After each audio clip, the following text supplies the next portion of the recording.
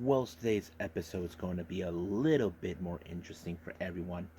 We're going to be doing not one, not two, not three, but six reviews. Four of them are from Ganbare Pro from two different time dates. Three of them are from May 28th at the Basement Moonstar, and of course, one just recently, which is more of the last time we see Moika Horiha when she goes do her little give her little surgery, and then of course we jump into GLEAT with their latest event version Access. Um, what was it called? Access Face Off, where we have two championship matches taking place. We have, of course, the G Infinity titles on the line. We have the first crowning of the LIdet UWF Championship crowning, and of course, a number one contender who will be facing T Hawk for the G Rex title. And we got plenty of other matches taking place. And then, of course, we have AEW Dynamite. We are going to see some interesting things that are going to take place around that time. And of course, we cannot forget some news updates to tell what's been going on in the world of pro wrestling, such as what events are happening, who's being booked, and whatnot. So, let's get ready for another episode of Deleted Wrestle Zone.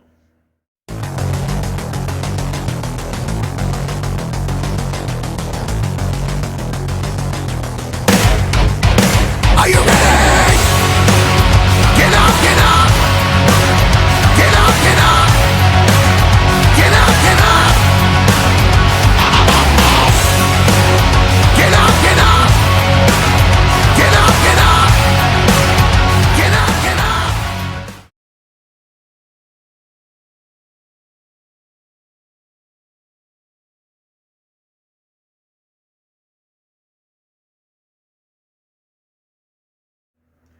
Welcome everybody to Deleted Wrestle Zone, all things that is pro wrestling with AEW, NXT, New Japan Pro Wrestling, Impact Wrestling, the National Wrestling Alliance, various promotions, wrestlers, matches, and championships. I am your host, J-Rod here. So, let's begin with one of the Ganbare Pro Wrestling shows that took place on the 28th of May. Now, this was at the Basement Moonstar. Is a very small venue, and this is one of three shows that took place on that very same day. First one's called I Will Be Butterfly for You. And let's start out from the beginning. We have a tag team match.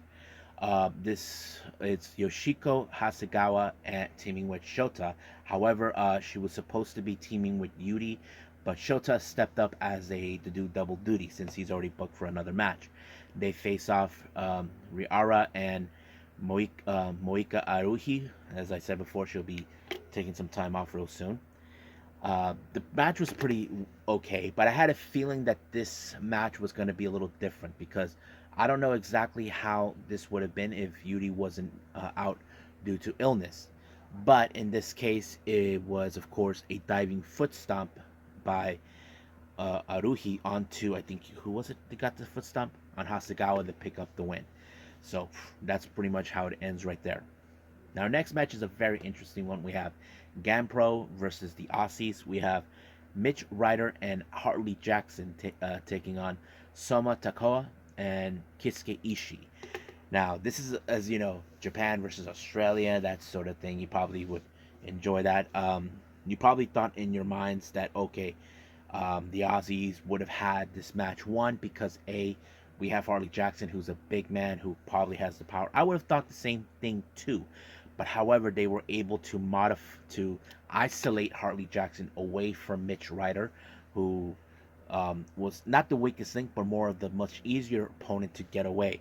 But it was, of course, Shota who picked up the win with a modified Samson clutch onto him, and 1, 2, 3, it was done. But Harley Jackson decided to play a little mind game, saying, "Are you sure you saw it, ref?" He grabbed somebody's glasses to tell him, 1, 2, 3, are you sure?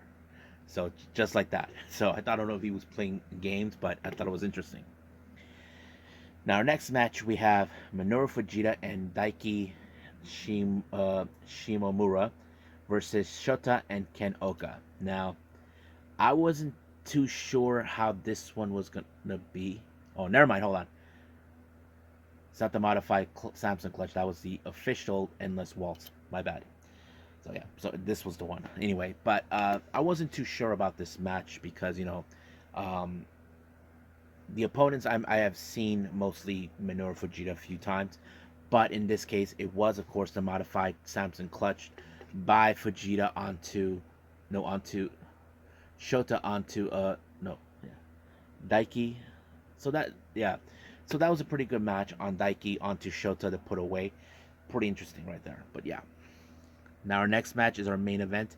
We have a six-man tag match. We have Shimichiro Tominaga, Yumehito Imanari, and Tyson Maiguchi, and they take on against Yuki Kanzaki, Shuchito Katsumata, and of course our current Spirit of the Bar Guard World Openweight Champion, Mizuki Wadaze. Now you probably can guess that this match had a good telling story, since of course Mizuki is the current champion.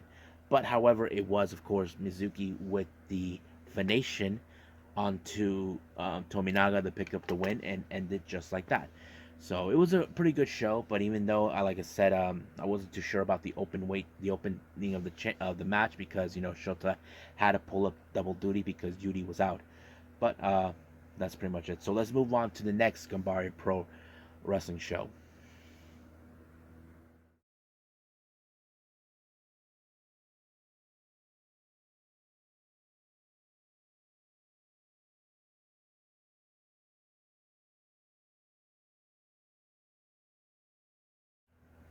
Okay, this is show number 2 of 3 shows from Ganbare Pro on May 28th, and I think this one's called the Resto Yumehito Factory. So this is Yumehito Inamura produced show, I believe. Normally they would say produced show, but I'm going to say it's his show.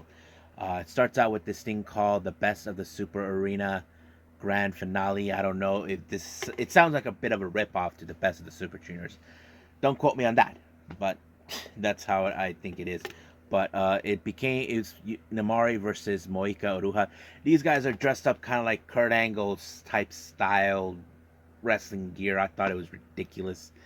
You know, look, I'm a fan of how Ganbare Pro are different from the other promotions that are under the Cyber Fight banner, but not too much fond of it. But unfortunately, this match ended in a 10-minute time limit draw, which of course it was okay. Now our next match, we have the Yumehito Poison Rumble match. Now I completely lost track on this particular match. I wasn't too sure how this is gonna go. You had like some of the Joshi wrestlers, you have some of the other wrestlers, but the one person I did not expect that was gonna win it was none other than Arukaze, who actually picked up a win by doing a double pinfall. I think on 2 of them. I think one of them was Soma Takoa, but it was pretty good. I have to say she really is impressive despite of her size. Next match, we have Illusions teaming up with Munetatsu Nakamura to take on Shota and Katsumura.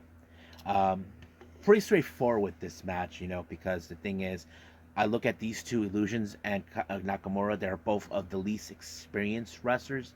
They're facing against wrestlers who already have much of experience. But in this case, it was Shota with an inside cradle that kind of gave them the win. I think that was the last thing they didn't expect it, but that's how it goes. He pinned Nakamura for it. Now, our last match, we have tag team action. We have um, Junichiro Tominaga and Yumehito Inamari taking on Kiski Ishii and Ken Oka. Now, this is one of those matches. I'm not sure exactly what it is, but it was okay for a solid match. But it was, of course, a running um, team driver on Inamura to put away by Ishii. No, a double arm hook, a double arm driver onto Inamura to pick up the win. The win by Ishii, and it was just like that. So I don't know. This show felt a little off for me. I'm not sure, but that's how it felt. But we'll see. So let's move on to our final show on that very particular day, on the 28th of May. Uh, Association performance players.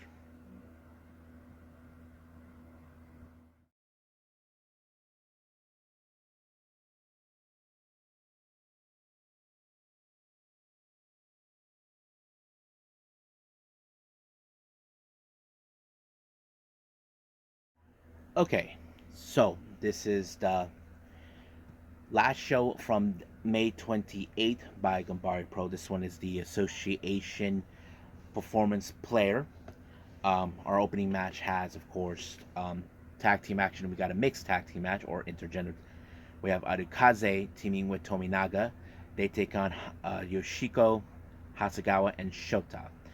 Pretty good match, I have to say, because I know that Arukaze and Hasegawa has challenged each other before. Not to mention, Arukaze has much better experience than Hasegawa.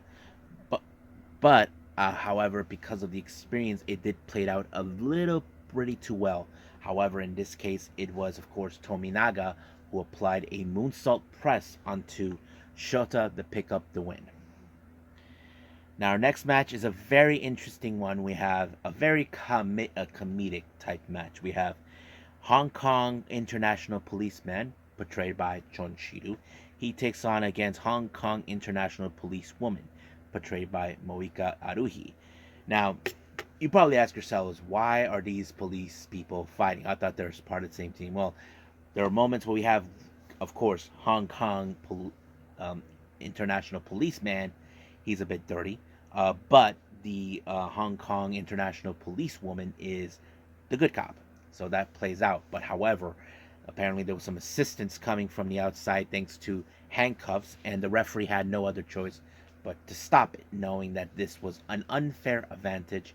Tried to cheat their way through, but that's how it ends. So it kind of ends through that. So the match was kind of declared into a no contest in whatsoever. Now, our next match, we have six-man tag team match. We have Ken Oka teaming up with Katsumata and, of course, Kosuke Ishii. They take on Yumehiro Inamari, Soma Takawa, and Miyuki Wadaze. Now, you probably would think this match would have been in Wadaze's favor since he is the top champion. However, that wasn't the case. But it was very close enough until, of course, Katsuma Ishii was the one who picked up the win for his team. But however, as soon as this match was over, apparently we have Kuma Arashi, who you may have seen or not at the From All Japan, made an appearance. So it looks like he was coming to make a little something with Ken Oka, the boss of Ganbare Pro. Unclear what was the main reason of him showing, since there was no subtitles or anything. But hopefully I'll get some answers at some other point. But let's move on to our main event. We have the Spirit of Ganbare Pro Openweight title next challenge. So basically, this is number one contender, whoever gets to face Mizuki Wadaze for his title. We have Izami Kodoka from Pro Wrestling Bazaar taking on Munetatsu Nakamura. Now, this is a very unusual opponent. You know, I know Kodama does have a right for a title because he has much longer experience than Nakamura. Nakamura is the newer talent. But I was amazed how he was able to hold on his own. Like, he was desperate. Like, he really wants this match. He really wants to challenge Wadaze for the belt. But, however, it was as Kodama with a diving double knee drop onto Nakamura to pick up the win. So basically now it's been decided it's going to be, of course, Kodoka. They'll be challenging for the Spirit of Ganbare Pro Ganbare World Openweight Championship at Wrestle Sekigahara 2, which takes place in July in Ottawa Gymnasium. So I think that's pretty much it for this particular one. Let's move on to the final review with Ganbare Pro, and I cannot pronounce this right, but we'll get to that.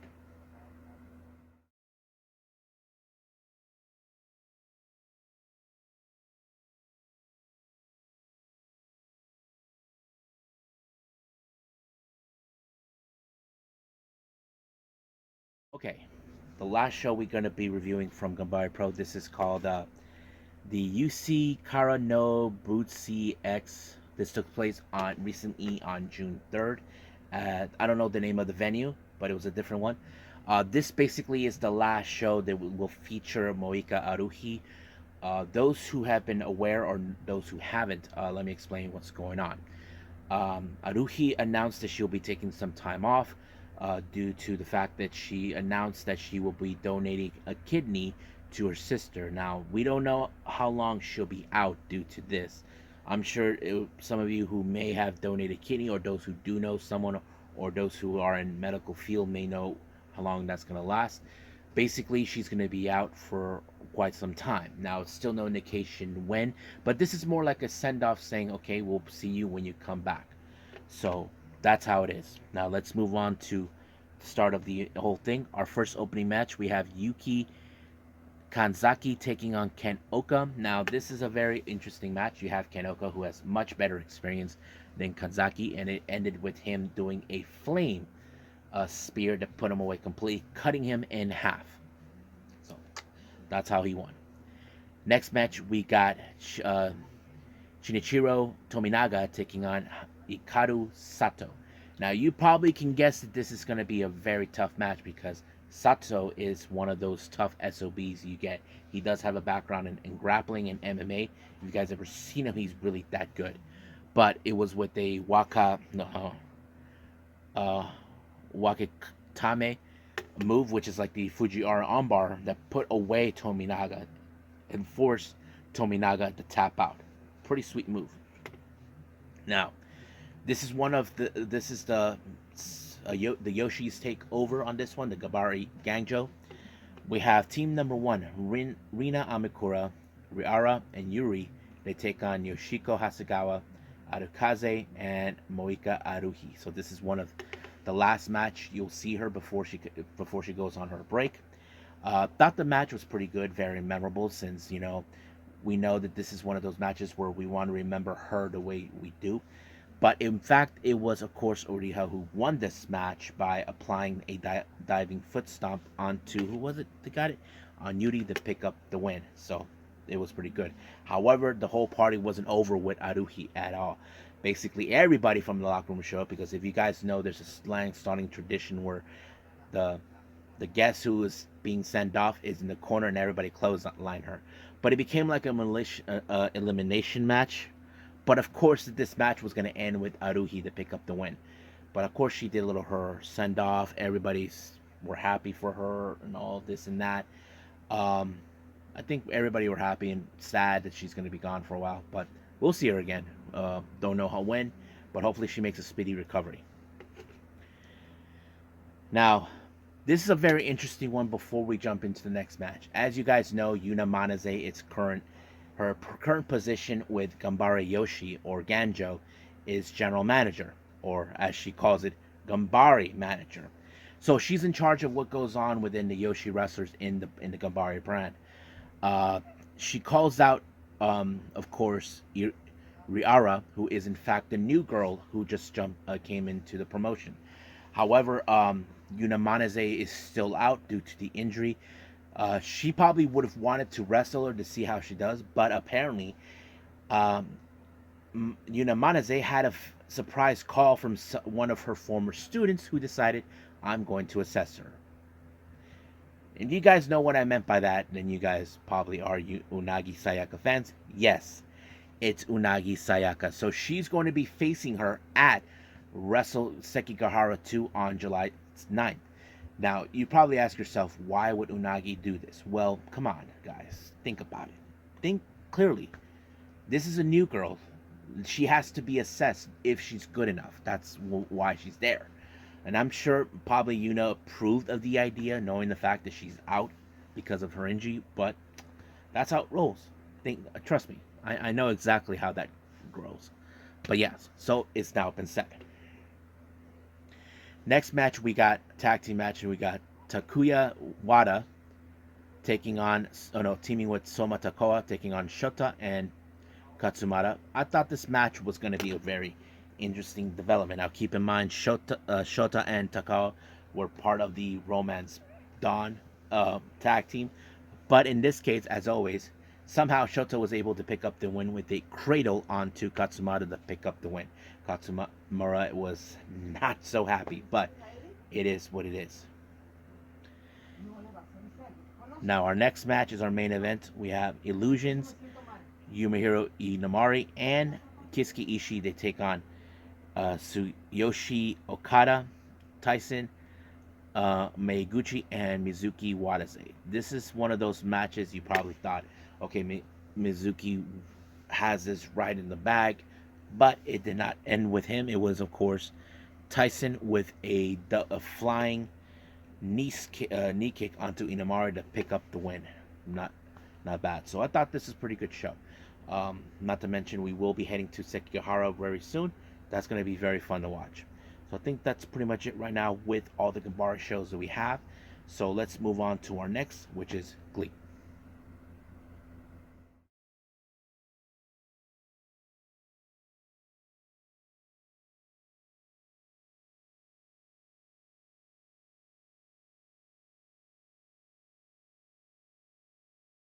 Okay, so we got GLEAT with their latest show. I think this one's called version X Face Off the Axis 2. This just recently took place. Our first opening match is trios action. We got the members of 60 Seconds, consistent of um, Oji Shiba, uh, Keishi Sato, and Jun Toncho taking on the members of the Black Generation International, or BGI for short, consistent of Kotaro Suzuki, Yutani, and Embado Azteca. And now you probably can guess that this match is going to be a lot of high spots, basically high flying, due to the fact that many of these wrestlers, especially from the BGI, are from Mexico, and you know there's going to be a lot of high flying. But in this case, it was of course a underhook power bomb by Suzuki onto Saito to pick up the win for BGI. Next up, we got Strong Hearts, consisting of El Lindaman and T-Hawk, taking on Minoru Tanaka and Kaz Hayashi. Now, we have seen many times over with Tanaka and Hayashi teamed up. They have picked up some good wins here and there, but however, they're facing one of the toughest factions within GLEAT. This is going to be a tough challenge, but however, in this case, it was, of course, Tanaka with an armbar onto El Lindaman, actually submitting the former G-Rex champion. This is going to be a good thing. I have to say that Hayashi and Tanaka do have an opportunity for a possible tag team title match. Now, our next match, we have the Yoshis take on the stage. We got Yukari Hosokawa teaming with Unagi Sayaka. They take on Izuki Aoki and Raiden Hagane.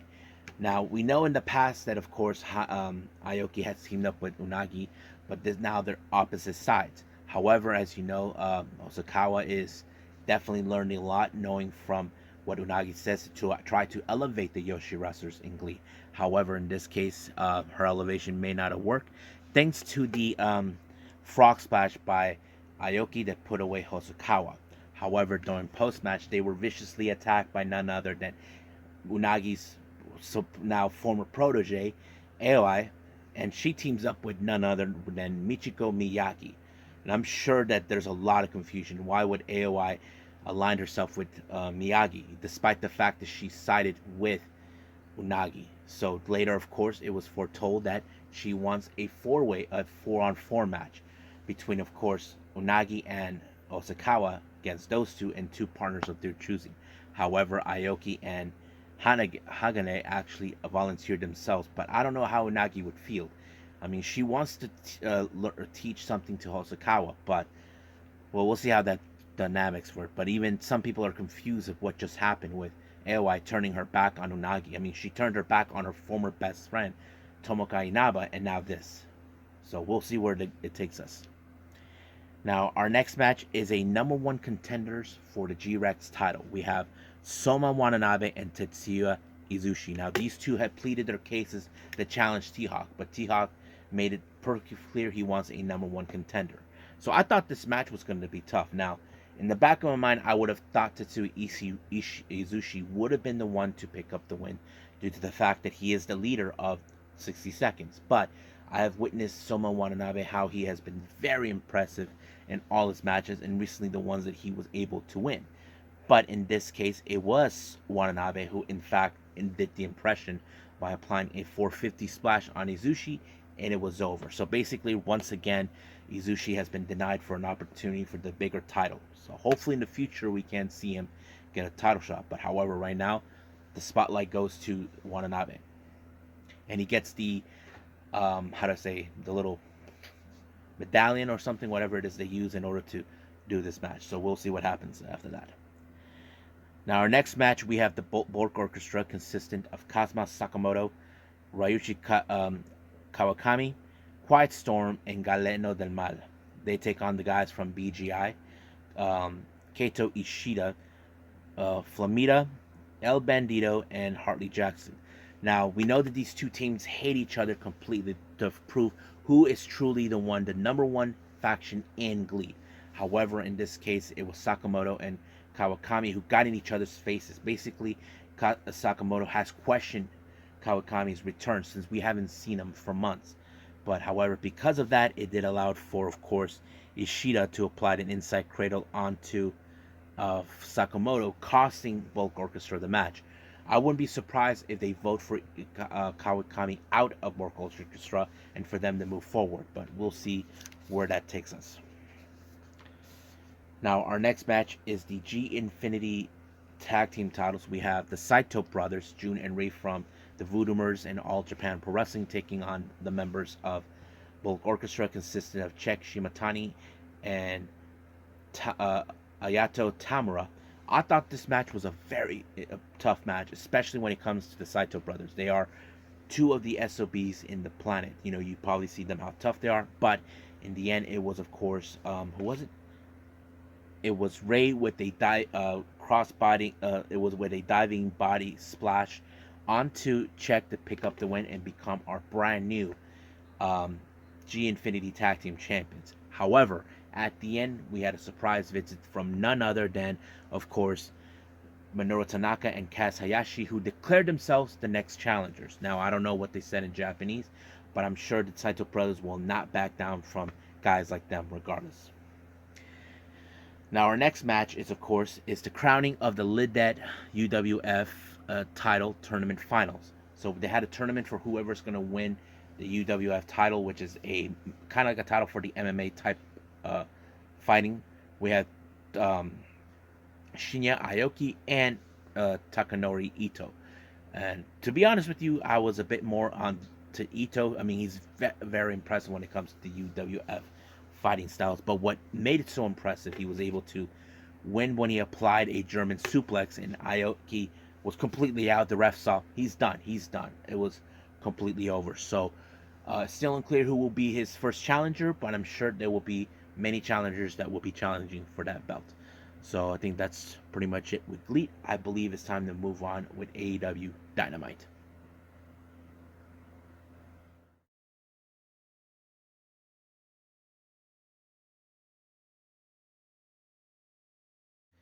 Okay, AEW Dynamite opened up with the international title. Orange Cassidy defends it against Swerve Strickland. Now, this was a pretty good, impressive match. Now, we have seen time and time again with Orange facing impeccable odds, especially when it comes to tougher and tougher competitors. Now, Strickland is amongst those who is a bit more craftier. He can try to outdo whatever move Orange Cassidy could do. But the only X factor he has to worry about is that sniveling little weasel Prince Nana by his corner, getting involved, trying to get into his face. But luckily, Swerve Strickland took him out. But it took only a orange punch and a beach break for Sir Strickland to put him away. However, the party was cut short with the arrival of the Mogul Embassy beating the crap out of Orange Cassidy. But when the lights turned out, Sting and Darby Allin show up. So you probably can guess that this is going to be very interesting. Even though the net Prince Nana goes, we outsmarted you. Maybe so. But sooner or later, they're going to get their due. Now, we had a little interesting match where we have the Blackpool Combat Club taking on the members of Chaos, most specifically the ones here in the States, consistent with Trent Beretta, Chuck Taylor, and of course, Rocky Romero. Now, BBC consistent, of course, with Mox, Claudio, and Wheeler. That kind of sets it in. But however, in this case, you probably can see the BBC has shown the superiority as always here in AEW. But in this case, it was, of course, the Bulldog choke onto Rocky by Moxley to put away for this match for them to win. Now, as while the Humbucks were in fact, well, As BCC were in fact celebrating their victory, they get a little strict message from none other than the Humbucks, consistent of the Young Bucks and Adam Page, saying that they will declare them a match possibly next week. But of course, you know the BCC, they won't back down from anything. Now, speaking of the devil, MJF, as you know, retained his title at Double or Nothing. We haven't seen him afterwards. So basically, he goes out what he is sick and tired is not getting better competition, but he may get one big challenge and he may never face before. We're talking about Adam Cole, baby. Now, I have to say, Adam Cole really got into his head completely because he knows how MJF thinks. But the problem is, we know that Adam Cole looks at him that he is nothing but a coward who cannot even defend his title. The fact is that he's only defending it whenever suits him. But of course, he says the catchphrase, "I'm better than you," and they all know it. And of course, MJF did not like that, but he did put him in a match for a sort of like elimination match. If Adam Cole wins, he gets an opportunity. Now, as you know, the Hardy Boys and Isaiah Cassidy are celebrating their victory, but however, we're seeing they're trying to reform Ethan Page to be on the side of good. Now, I don't know how that's going to work, but it's going to be very interesting to see that happening. Now, we do get a Texas Tornado tag team match between Jungle Boy and Hook, taking on LFI's 10 and of course Dralistico. You know this match was going to be a much brutal match. But you see Preston Vance, he is in fact bleeded out. Hook did like some sort of a T-bone suplex right through the table. But of course, you know in certain moments that sniveling little weasel, Jose the assistant, he was going to get involved. But Hook took care of his sorry ass by choking him and of course giving the opportunity for Jungle Boy to apply the snare trap onto, of course, Dralistico, forcing him to tap out. So what's next for Jungle Hook? Only time will tell. Now, Tony Khan had a very interesting announcement. Now, when I was in the San Diego, when they were here in my hometown of San Diego, they mentioned for the AEW Collision that there was going to be CM Punk will be making. Now, I did hear some mixed reactions. Some people were happy, others are like, no, like that. But however, this one is a very interesting one. So there's going to be a main event match. We're going to have, of course, Jay White and Juice Robinson team up with Samoa Joe. They take on FTR and CM Punk. So that's going to be an interesting main event. So I can't wait to see how that's going to take place in June. So we'll wait and see till we get there. Now, our next match is a bit of a squash match. We have Konosuke Takeshita taking on Damon Ace, but you can guess that this match, in fact, was won by Konosuke Takeshita with a knee strike putting away, and of course, the rants and promo by post-match by Don Callis and Takeshita saying they will destroy Kenny Omega. Well, we'll see if they're able to accomplish this mission. Now, we do get a little interview from Alex Marvez. Now, he said he got some time from Christian Cage. We had no clue what was going on, but some commotion was taking place inside the locker room, and it turned out to be that, of course, Christian Cage did not like how he ended up losing this match, all thanks to the interference of Arn Anderson. So he took matters in his own hands by beating up Arn Anderson's son, Brock. That's kind of cold, but you know, sooner or later, that Arn Anderson will get a little payback for what he did. Now, our next match is the TBS title. We have Anna Jay versus Chris Statlander. I knew this match was going to be a very interesting one. However, in the back, we see Taya Valkyrie watching very closely. Like, we don't know if she's a bit envious knowing that she did not win the title, but hopefully maybe she can try to see if there's any chances that she can get an opportunity. But right now, Chris has Anna Jay right in front of her. Now, Anna Jay was a bit of a challenge for her until finally, you know, Chris Statlander put her away with a tombstone. Now, there's going to be a number one contendership on Rampage, I believe. to see who will be challenging Tony Storm. And amongst them is, of course, Sky Blue, possibly Britt Baker. I'm trying to guess of the other two names that I forgot, but yes, that's going to take place. Now, our main event, we see Ricky Starks versus Jay White. Now, we did not see, of course, Juice Robinson get involved. Now, you know, Ricky Starks hasn't able to defeat Jay White since he last time got disqualified and whacking him with the chair. But we thought that this match was going to be very, very unusual when, of course, the referee was knocked out when Ricky Starks applied the Rochambeau. But out of nowhere, we see the sudden appearance of the Ass Boys getting themselves involved when they applied the 410 onto Ricky Starks, allowing himself to win. But the obvious question does tell now: is the Ass Boys now involved with Bullet Club Gold? Because if you guys remember, they were once part of the firm, and now the firm is dissolved thanks to Matt Hardy. So that is still an unanswered question that we haven't seen yet. If it is, then it looks more like the Bullet Club Gold are expanding even further. So we'll see what happens then. But it was, of course, Jay White who didn't need to finish off Ricky Starks thanks to the assistance of the Guns. He applied the Blade Runner, and boom, that's how he won in order to keep up ahead of everybody. So I think that's pretty much it with AEW Dynamite. Let's move on with our final thing, news updates.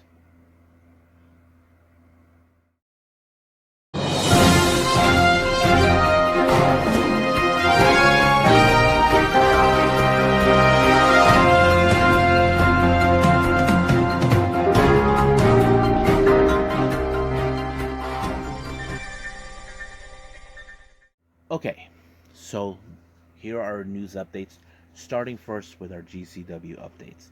We have, of course, Thank Me Later. The GCW World title will be defended. Christian defends it against Kevin Blackwood. Now, for our Chicago event, we have Boosie taking on Sawyer Rex and Joey Janela. Mastermind on the 24th of June, we have John Wayne Murdoch versus Sawyer Rex. Then after that, we have the GCW versus New South Part 2 on the 25th of June. Effie will be taking on Dylan McQueen. Then finally, the close-up cleanup now on the 14th of July. We have the East and West Express defending their GCW tag team titles against Amazing Red and Brian XL. So if you guys remember, on the Cage of Survival 2, they made their appearance and attack, of course, the East West Express, claiming they are going to be the brand new GCW World Tag Team Champions.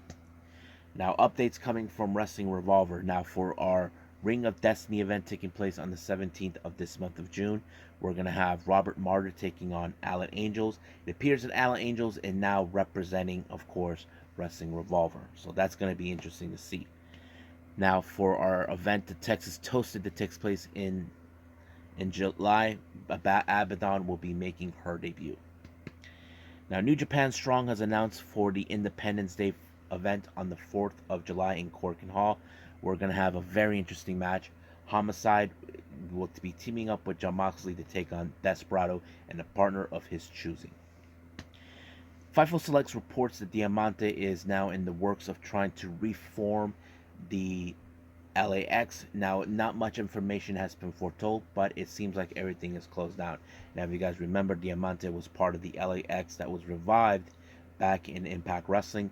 She hasn't been in that promotion since then, but I don't know if they have any permission to do so. The last members of that she teamed up with was, of course, with Ortiz and Santana. So that's something we definitely could see down the line. Now, we haven't seen Ortiz or Santana together for a while, since we know recently, not too long ago, there was a falling out between the two of them, but we will be paying attention very closely to that one. Moving on. Prestige Wrestling has announced for the All Rise event on the 23rd of July, Maki Ito will be making her appearance. That's going to be great.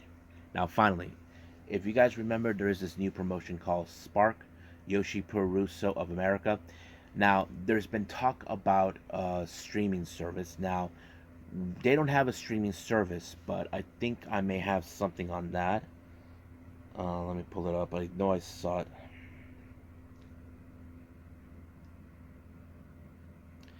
Yes, this is for all those wondering. Spark U show and night shows will not be live streamed. They will be taped. However, when we will come available to stream is to TBD, to be determined.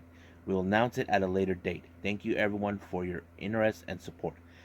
Now, if you guys are big fans of the Joshi stuff and you really want to see this, now it's been confirmed they are going to record these shows, but we still don't know. Now, I know some of you may think, will they post it on YouTube? We don't know.